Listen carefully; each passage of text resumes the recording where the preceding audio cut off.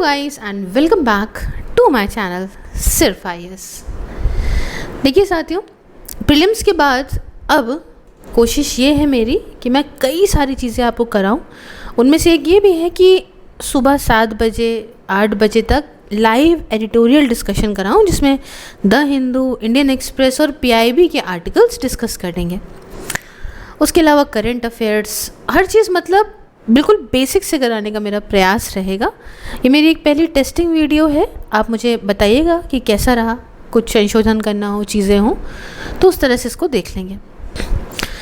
तो एडिटोरियल हम डिस्कस करने जा रहे हैं। शुरू में हम एक मोटिवेशनल कोट से शुरुआत करते हैं। कोट कहता है कि डू इट नाउ और रिग्रेट इट लेटर। या तो आज कर लो या फिर बाद में पछताओ। देखिए साथियों, हम लोग क्या करते हैं, हम लोग हमेशा सोचते हैं अरे कोई बात नहीं, कल हो जाएगा, अरे आज नहीं हुआ कल कर देंगे, टेंशन काहे की है, अरे छोड़ो आज कल देखा जाएगा। तो कल कभी नहीं आता है, ये बात समझिएगा। हर कल का एक कल होता है और कल कभी नहीं आता। ऐसे ही अपनी लाइफ को इस तरह से रखिए कि जो आपका पास्ट है वो आपके देखिए किसी काम का नहीं, उस पर रोना बेकार है, बिल्कुल बेकार है। उन गलतियों से सीखिए, वो एक एक्सपीरियंस है आपका, और उसे आज अपने प्रेजेंट में लगाइए ताकि आपका जो फ्यूचर है, फ्यूचर आपका सिक्योर रहे। कुछ लोग ऐसे होते हैं, फ्यूचर सोचा करते हैं, यार क्या अब मैं तो जो है अब देखो अंबानी की छठी औलाद बनने वाला हूँ, ऐसा सोचने लग जाते हैं। अरे बहुत बढ़िया, अरे मुंगरी लाल के हसीन सपने। लेकिन सत्य ये है कि आपका वर्तमान, आपका प्रेजेंट जो वर्क होता है, यही आपके फ्यूचर को बनाता है। तो present is yours, do it right now. नहीं तो कई सारे दुनिया में लोग हैं जिन्हें बहुत पछतावा हुआ है। चलिए शुरू करते हैं पहले आर्टिकल से। तो आर्टिकल है the vulnerabilities of India's elderly. ठीक है, तो मैं ये आपको बताती चल रही हूँ कि इसको आप जो है वो जीएस पेपर 2 से जो है रिलेट कर सकते हैं इस आर्टिकल को। बेसिकली देखिए, इस आर्टिकल का मेन कहने का मतलब ये है कि अब हमारे देश के अंदर क्या हो रहा है। आप ये देख रहे होंगे कि आज के यूथ लेट शादी कर रहे हैं, महिलाएं देर में बच्चे पैदा कर रही हैं। तो कुल मिला के आप ये समझिए कि हमारे यहाँ लाइफ एक्सपेक्टेंसी बढ़ रही है, लोग अब ज़्यादा जीवित रह रहे हैं, और इससे क्या है कि बूढ़े लोग देश के अंदर बढ़ रहे हैं। एल्डरली पॉपुलेशन जो है हमारे यहाँ की बढ़ रही है, और इसमें आप देखिए कि लॉन्ग टर्म में क्या क्या चीज़ें होंगी, उसे हम थोड़ा सा समझने की यहाँ पे कोशिश करते हैं। देखिए, जब मनुष्य बड़ा होता है तो उसमें बहुत सारी चीज़ें देखने को मिलती हैं, है ना। जैसे कि आप पहला तो सबसे पहले यही समझ लो कि बूढ़े लोगों को सबसे ज़्यादा केयर की ज़रूरत होती है। उनके पास पैसे की प्रॉब्लम होती है क्योंकि उनकी नौकरी तो होती नहीं। वो औरतें जिनके हस्बैंड की डेथ हो गई है, उसके हिसाब से आपको बता दूं, मतलब 54% ऐसी औरतें हैं, 54% ये डेटा में है, जो विधवा होंगी। अब ऐसे टाइम पे जब उनके पास इनकम नहीं है, पति नहीं है, सहारा कम है, तो एक क्या चीज़ आती है, पॉवर्टी आती है। तो ये सारी चीज़ें हैं, केयर, बहुत सारी हेल्थ इश्यूज़, है ना। तो ये सब चीज़ों के लिए देश को, खुद को हर चीज़ में तैयार रहना पड़ेगा। तो एल्डरली जो बढ़ते चले जा रहे हैं, देखिए इनमें एक ये भी होता है, अकेले रहते हैं वो, अकेले रहते हैं घर परिवार में। जितने और अकेले होते जाते हैं तो और ज़्यादा उनकी हालत बद से बदतर होती जाती है, ठीक है ना।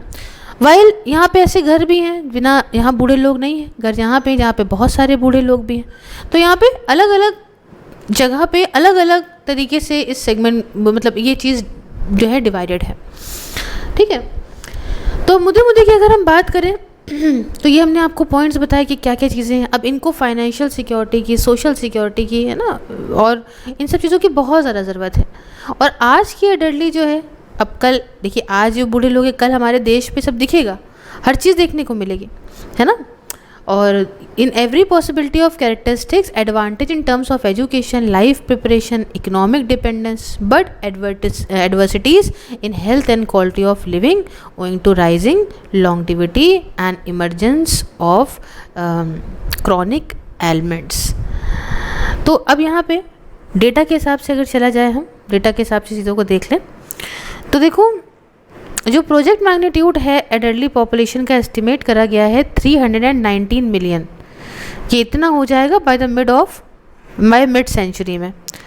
3% पर ईयर ये बढ़ता चला जा रहा है ना। इसमें क्या देखा जा रहा है कि this group will be feminine with sex ratio of 1065 females पर 1000 मेल्स।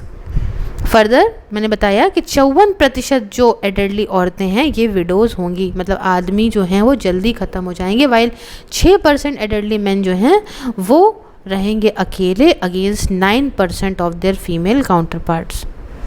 70% इनमें से जो हैं वो रूरल एरियाज़ के हैं, गाँव के होंगे। और ये स्टैटिस्टिक्स जो है वो देखा जाए तो काफ़ी इंपॉर्टेंट यूज़ में है इन टर्म्स ऑफ अगर आपको welfare schemes, welfare measures population के लिए लेने हैं तो आप ये चीज़ का बहुत ही अच्छे से ध्यान रखिए कि ये पॉपुलेशन जो है वो गांव की ज़्यादा होगी, ठीक है। तो मोस्ट डिस्टर्बिंग फीचर जो है इस हेल्थ स्टेटस का वो ये है कि वही मैंने बताया ना, गरीबी। अबाउट 20% जो पॉपुलेशन है जिसकी उम्र 45 या उससे ऊपर की है, वाइल 75% 75% जो बूढ़ी पॉपुलेशन है वो जो है विक्टिम है उनको एक से ज़्यादा क्रॉनिक बीमारियां हैं, डिजीज़ेस हैं। 40% जो लोग हैं जिनकी उम्र 45 ईयर्स 45 साल या उससे ऊपर की है, उन्हें एक या किसी प्रकार की डिसेबिलिटी है ना। तो अब इतने डिजीज़ेस हैं विश्व भर के अंदर, वो डिजीज़ भी उनका झेलना, समझ रहे हो ना आप इस बात को। डायबिटीज़ है, कैंसर है ना। तो ये सब चीज़ें जो इमर्ज होके आ रही हैं एक तरीके से उनको और ज़्यादा प्रॉब्लम ही देती हैं। कंसर्न ये है कि मेंटल हेल्थ, इसमें 20% जिनकी उम्र 45 से ऊपर है उनमें देखते हैं कि भाई उनमें कुछ उनकी मेंटल हेल्थ भी गड़बड़ होती है। जैसे जैसे आदमी बूढ़ा होता है तो आप देखते ही हो कि धीमे धीमे जो है वो दिमाग या हर एक ऑर्गन कमज़ोर होना शुरू कर सकती है। उसके बाद इनसिक्योरिटी फूड की, है ना, ये सब का डेटा दिया हुआ है कि 6% उनमें से जो बूढ़े लोग हैं 45 साल के ऊपर के, वो कम खाना खाते हैं या मील्स उनकी स्किप हो जाती है। और 5.3% उनमें से है वो तो खाते ही नहीं, डिस्पाइट भूख लगी है तब भी नहीं मिल रहा है ना, या नहीं खा पा रहे हैं। न्यूट्रिशन की कमी है ना। बहुत सारी जगहों पे देखिए ये भी है कि बच्चे भी ध्यान नहीं देते है ना, कि अपने में लगे हैं या अच्छे संस्कार हैं तो एक अलग बात हो गई, नहीं तो नौकरी में लगे हैं या सोचते हैं अरे भाई, घर वालों में भी आप देखते हो फैमिलीज़ में कि अरे बूढ़ा है ना। तो बहुत सारी जगहों पे ये सब भी है जिससे भी उनकी केयर नहीं होती है। अच्छा, एक्ट्स हैं इस तरीके के, हार्डली 12% लोग हैं। आपको मालूम है बच्चे अगर ना करें अपने माता पिता का तो आप ये समझ लीजिए कि उनको उनकी प्रॉपर्टी में भी हक नहीं है, प्लस ये एक कानूनी अपराध है। और इस बारे में सिर्फ 12% ही अवेयर हैं जो अपना maintenance and welfare of parents and senior citizen act है 2007 का, इस बारे में 12% लोग ही ऐसे हैं जिन्हें पता है बूढ़े लोगों को, और 28% जो हैं वो अवेयर हैं। और बाकी कंसेशन जो मिलते हैं एडल्टली लोगों को, बूढ़े लोगों को सरकार देती है या सामाजिक तौर पे जो उनको मिलना चाहिए, तो पता ही नहीं उन्हें अपने अधिकारों के बारे में, तो भी बेचारे जेल जाते हैं। तो ऑन द होल यहाँ पे कुछ ऐसी एक्सपेक्टेशन है फ्रॉम लाइफ अमंग इंडियाज एडल्टली और उनकी वल्नरेबिलिटीज़ से, जिससे वो बेचारे अलग अलग तरीके से सोसाइटी के अंदर परेशान हो जाते हैं, जिनमें से 5% जो है उनमें अब्यूज़ देखने को मिलता है। ये क्वाइट फ्रीक्वेंट है, पर्टिकुलरली औरतों जो रूरल एरियाज़ में रहती हैं जहाँ पे ये ज़्यादा नेगलेक्ट करी जाती हैं। तो ऐसा मोमेंट है जहाँ पे सोशल एजेंसी ऐसी हो, वल्नरेबल ग्रुप के लिए हो, ये बहुत ज़रूरी है इस समय इसको बनाना। अच्छा, कुछ एक भी चीज़ है थोड़ा अपनी तरफ से बताऊंगी, या चीज़ें ये भी कही जा सकती है, फोकस इस बात पे हो कि देखिए जो वृद्धाश्रम होते हैं उनको अगर जोड़ दिया जाए, ये मेरा ऐसा मानना है और मैं कोशिश करूँगी अपनी लाइफ में कुछ कर लिया तो आई विल श्योरली मेक ऐसा एक अपना खुद का, कि वृद्धाश्रम जो है वो वृद्धाश्रम के साथ साथ जो है वो ऑर्फनेज को जोड़ दिया जाए। तो ओल्ड एज होम और ऑर्फनेज अगर साथ में रहेंगे तो देखिए उनका भी मन लगा रहेगा, बच्चे भी उनसे काफ़ी कुछ सीखेंगे, है ना। तो एक अच्छा ये कॉम्बिनेशन बन सकता है। तो ये है कुछ द वल्नरेबिलिटीज़ ऑफ इंडियाज़ एडल्टली। ठीक है, समझ में आया? लाइक कर दीजिए वीडियो को, समझ आया तो। नेक्स्ट आती है बात, सेकंड जो है अपना जो टॉपिक है कि MPs member of parliament 27 times ज़्यादा वेल्दी हैं एक एवरेज अर्बन हाउस होल्ड से। तो मैम ये किस पेपर के अंदर आता है? इस आर्टिकल को आप GS 3 से रिलेट कर सकते हो। देखिए 2024 के इलेक्शंस हुए, है ना। तो अब देखिए कि आज के टाइम पे आप देख रहे हो कि पॉलिटिक्स में जितना यूथ का इंटरफेरेंस है, जितनी जानकारी है, उतनी पहले नहीं हुआ करती थी, है ना। तो बहुत सारी बातें ऐसी हैं नई नई जो सामने निकल के आ रही हैं। हम ये देख रहे हैं अब कि देखो यहाँ पे इतनी एमिनिटीज़ पाने वाले ये MPs, और ये एवरेज में देखा जा रहा है 27 गुना ज़्यादा अमीर हैं एक एवरेज अर्बन हाउस होल्ड से। समझ रहे हो आप? देखो क्या है कि यहाँ पे जो मीडियन एसेट है एक कैंडिडेट के जीतने का 2024 इलेक्शन में देखा गया, ये था 7.4 करोड़। मतलब ये काफ़ी क्लोज था to 92% of winners had a asset of 1 crore और ज़्यादा। सोचिए 1 करोड़ रुपया आदमी के पास था, इसमें से 92% लोगों के पास था, है ना। वाइल 75% ऐसे लोग थे जिनके पास 3 करोड़ या उससे ज़्यादा पैसा था। तो आप समझ लीजिए, है ना, इतना असेट लेके ये लोग घूम रहे हैं। आपको मालूम है रनर अप कैंडिडेट का 2024 में ये 6.25 करोड़ असेट था। ये क्लोज टू 88% जो इनमें से थे उनमें करीब 1 करोड़ या उससे ज़्यादा का असेट था, और 68% असेट जो है वो यहाँ पे देखा गया कि 3 करोड़ या उससे ज़्यादा के थे। समझिए कि कितना अच्छा खासा इनके पास पैसा है, जब पूरी पॉपुलेशन की हालत क्या है। और मुद्दा यहाँ पे ये नहीं है, चलिए तो डेटे की हमने बात कर ली, मुद्दा ये गैप जो इतना है एक हाउस होल्ड के बीच में। और अभी मैं आपको बताऊं जो गैप, ये देखिए कि ऑल इंडिया डेप्थ और इन्वेस्टमेंट सर्वे 2019 का इसने एस्टिमेट करा कि एवरेज वैल्यू एसेट की एक अर्बन हाउस होल्ड में वो 27.1 लाख है, और करस्पॉन्डेंस फिगर एक रूरल हाउस होल्ड में 15.9 लाख है ना। तो आप ये तो एवरेज आउट मेंबर्स हो गए, कैलकुलेट करा गया है, समझिए। Even median asset winning candidate का ये 27 टाइम्स ज़्यादा है average asset of urban household से, and that for runner up candidate तो देख लो 23.1 टाइम्स ज़्यादा है। चार्ट देखिए सजेस्ट कर रहा है। अब इसके अलावा भी आप देख सकते हैं कि इनको जो दोशा बाहर आप खा रहे हो 60, 70, 100, 200 रुपये का, वो अंदर मिल रहा है इन लोगों को 20 से 30 रुपये का, 15-20 रुपये में सामान मिल रहा है। तो इनको क्या इतनी सब्सिडीज़ की ज़रूरत है? हाँ, साफ लिखा है over 75% of elected members of parliament 2024 declare asset worth ₹3 crore और मोर। हाँ, तो ये एक देखा जाए तो मैटर ऑफ कंसर्न भी है। हाँ, तो तभी तो देखो ना, अब इनको सैलरी बढ़ानी है अपनी, मान लो सपोज करो, तो इनका ये भी बढ़िया चलता है भाई, अपने आप ही से बढ़ा लेंगे, है ना। बिल लेकर आएंगे और पैसे बढ़ाने की बात है, सभी लोग एक साथ हामी भरते हैं, जैसे अभी लास्ट टाइम आपने देखा ही था, है ना। तो इन सब चीज़ों पे एक विचार विमर्श करने की आवश्यकता ज़रूर है कि 5 साल सर्व करा तो भी सब कुछ पाते रहते हैं, जीवन आजीवन पैसा पाते रहते हैं, है ना। तो ये एक जो है आर्टिकल है। नेक्स्ट आर्टिकल है, इम्पॉर्टेंट है, the last continent must remain a pristine wilderness. ये अंटार्कटिका से रिलेटेड आर्टिकल है, ये एडिटोरियल है, थोड़ा समझिएगा। इसको हम GS 3 से रिलेट कर सकते हैं दोस्तों। देखो हुआ क्या कि 46 अंटार्कटिक ट्रीटी कंसल्टेटिव मीटिंग हुई थी। कहाँ हुई? कोची के अंदर, केरला में हुई थी लास्ट मंथ। इसमें जो एक डिबेट हुई उसने एक कंसर्न को जताया जो कि अंटार्कटिक टूरिज्म को लेके था। क्या मैम अंटार्कटिक टूरिज़्म क्या होता है? देखो भैया, हम देख रहे हैं कि अंटार्कटिका, ये जो कॉन्टिनेंट है आप देखते हो साउथ के अंदर है ना, ये ऊपर है पोल्स का, नीचे वाला हिस्सा है, यहाँ आप पाओगे अंटार्कटिका।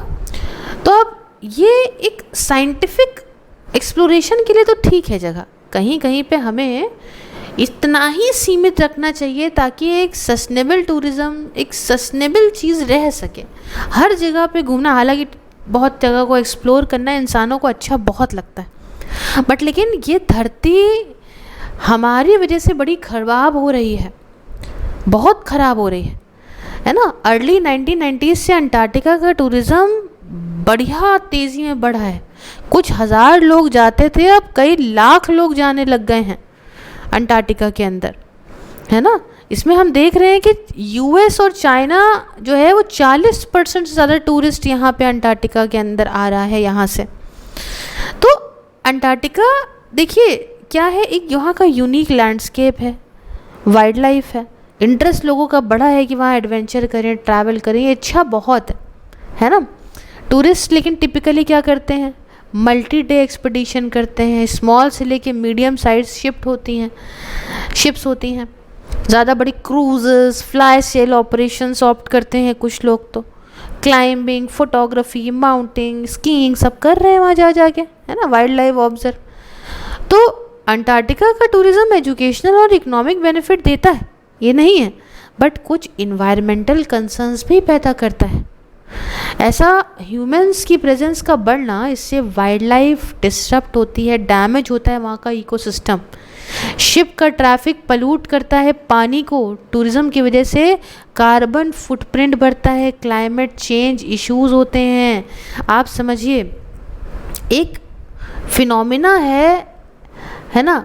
अब आप मुझे इस बारे में कमेंट में बताओगे, ठीक है, मैं पूरा एक्सप्लेन कर देती हूँ। आप मुझे बताओ कि सफ़ेद बर्फ़ की चादर पे जब सूरज की रोशनी पड़ती है तो वो रिफ्लेक्ट हो जाती है, तो इसको क्या बोलते हैं? कमेंट में बताइएगा मुझको, ठीक है।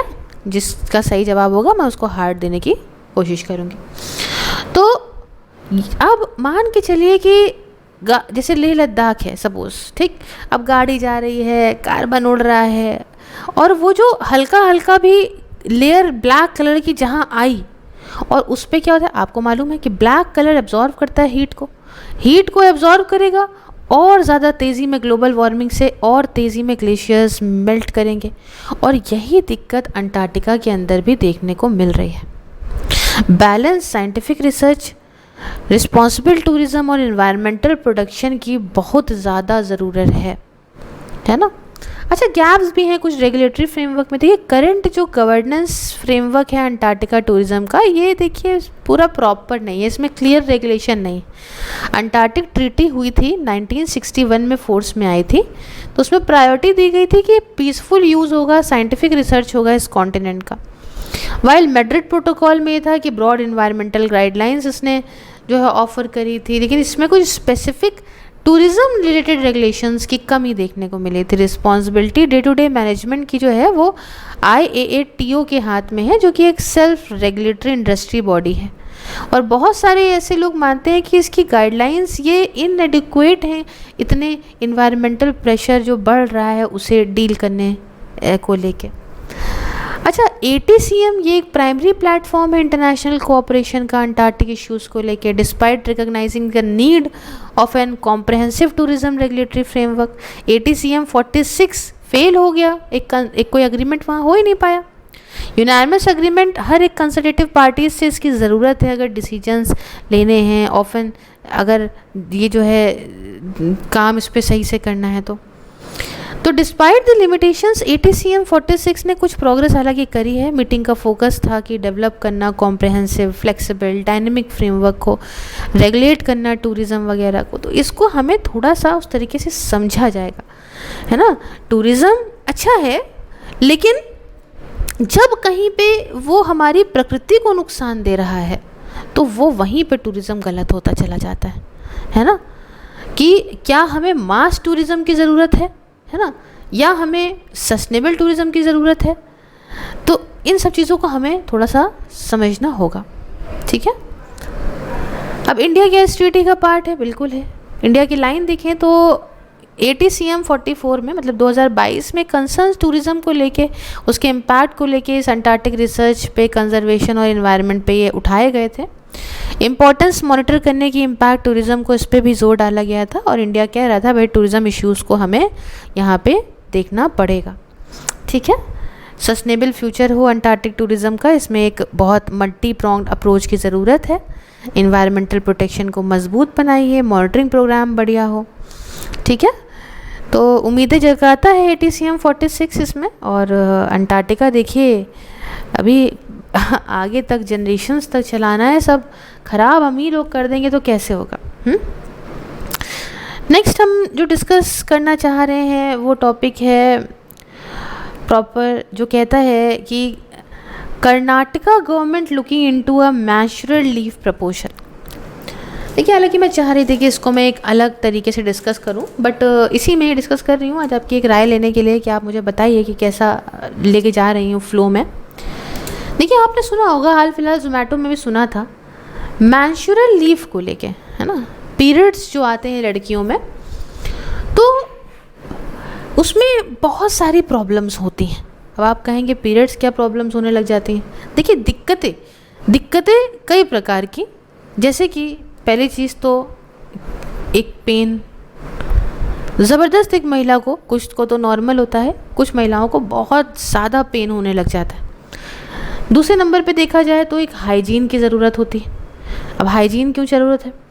देखिए कॉन्टिन्यूस ब्लड का फ्लो, प्रॉपर वाटर नहीं है, मान लीजिए कोई नौकरी कर रही है, वहाँ वॉशरूम में पानी नहीं आ रहा है, पैड नहीं चेंज कर पा रही है, हाँ तो एक वजह क्या है कि पैड्स, प्लस इसमें भी क्लीनिनेस की बहुत ज़रूरत है, एक अफोर्डेबल पैड्स हों, प्लस टाइम टू टाइम उन्हें चेंज करना हो, नहीं तो वो भी इन्फेक्शन दे देंगे।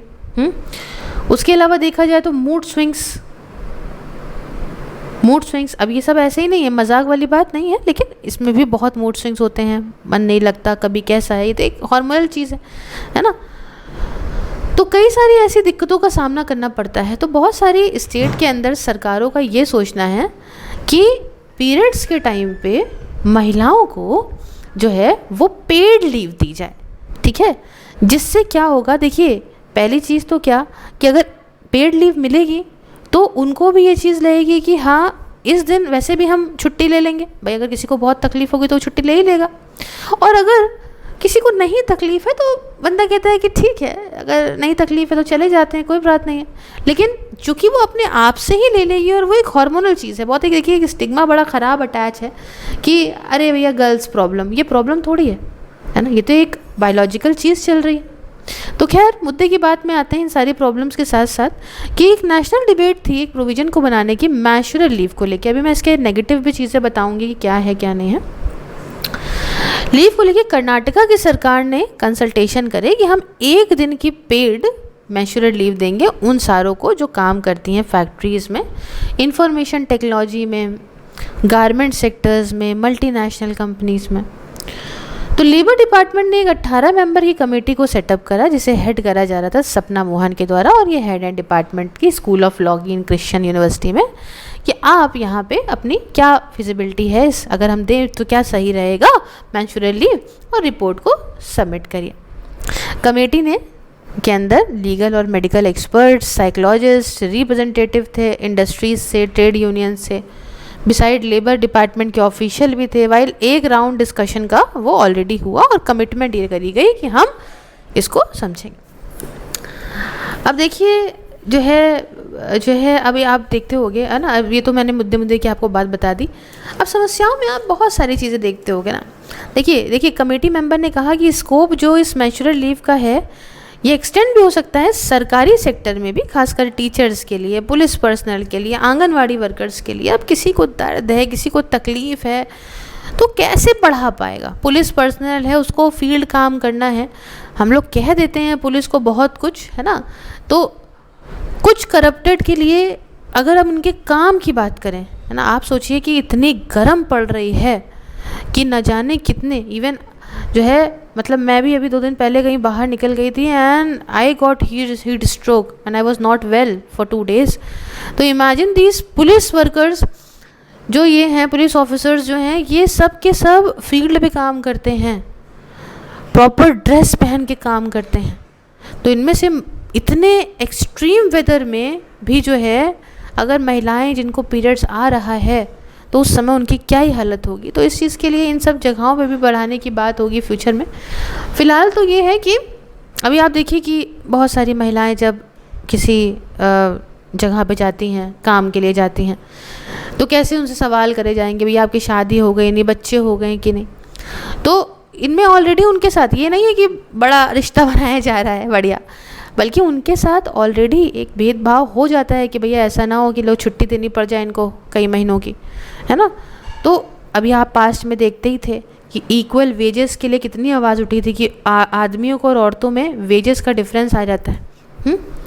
तो अगर ये चीज़ दी जाएगी तो इससे एफिशिएंसी भी बढ़ेगी। हाँ, बहुत सारे तो 2-4 बातें नेगेटिव भी हैं कि भाई बहुत सारे में भाई अगर छुट्टी ली तो औरतें सोचने लगेंगी कि अरे भैया कहीं सबको पता चल जाएगा कि मैं अपने पीरियड से हूँ, है ना। तो वो सब चलिए अपनी बात है, लेकिन एक तरीके से ये इनिशिएटिव एक अच्छे की तरफ एक जो है समाज को लेके जाएगा। अब देखिए इसका क्या है क्या नहीं, ठीक है।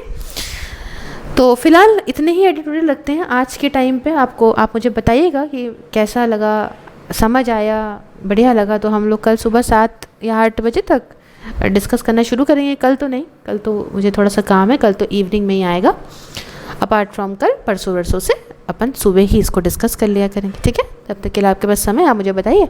बाकी मुझे सारे सोशल मीडिया प्लेटफॉर्म्स आपको डिस्क्रिप्शन बॉक्स में मिल जाएंगे, आप मुझे हर जगह पे फॉलो कर लीजिए, including WhatsApp.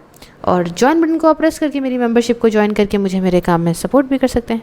Thank you so much for watching. जय हिंद, जय भारत।